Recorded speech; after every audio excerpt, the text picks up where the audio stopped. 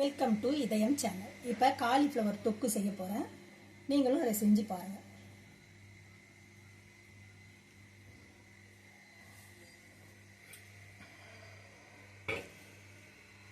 முதல்ல அடுப்பை ஏற்றிக்கணும், வானலியை வைக்கணும்.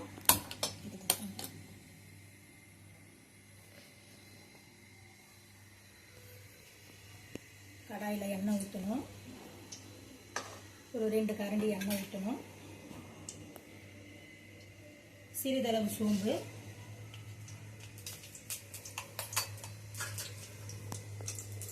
சோம்பு செவந்ததும்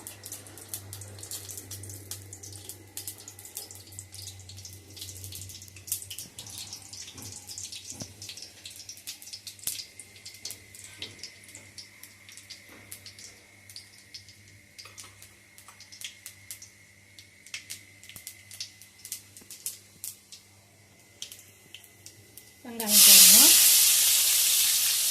வெங்காயம் போட்டு நல்லா வதக்கணும். நல்லா பொன்னிறமாக வதக்கணும்.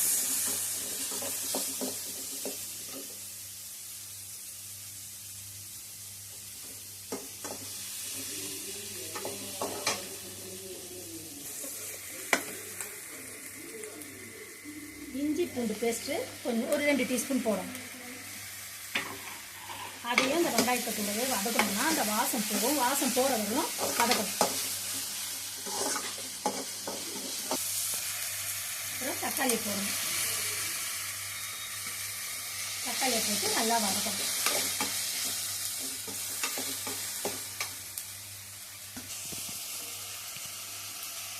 காலிஃப்ளவர் எல்லாம் அதில் போடணும். அதை நல்லா கழுவி கட் பண்ணி வச்சுக்கணும்.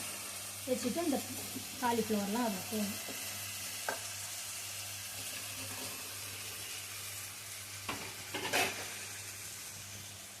போட்டுட்டு ஒரு வதக்கு வதக்கணும்.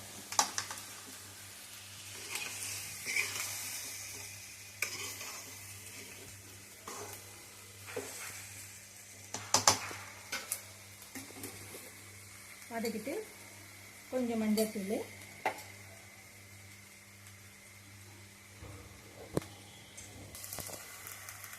ஒரு டீஸ்பூன் மிளகாத்தூள், குழம்பு மிளகாத்தூள்,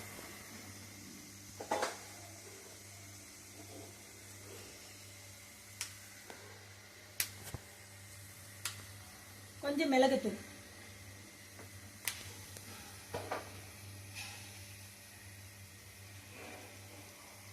கொஞ்சம் உப்பு.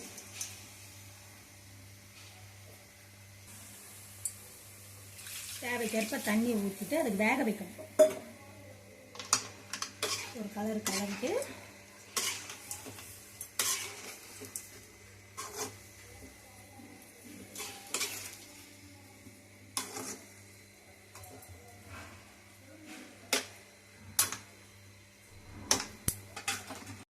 போட்டு மூடும். தட்டை திறந்து பார்ப்போம். தண்ணி எல்லாம் சுண்டிடுச்சு. இப்போ வந்து நம்ம தொக்கு செஞ்சு முடிஞ்சிடுச்சு. இவ்வளோதான். கறிவேப்பிலை, கொத்தமல்லியை தூவி இறக்க வேண்டியதான்.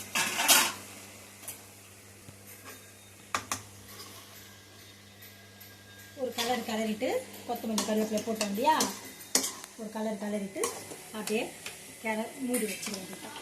ஆஃப் பண்ணி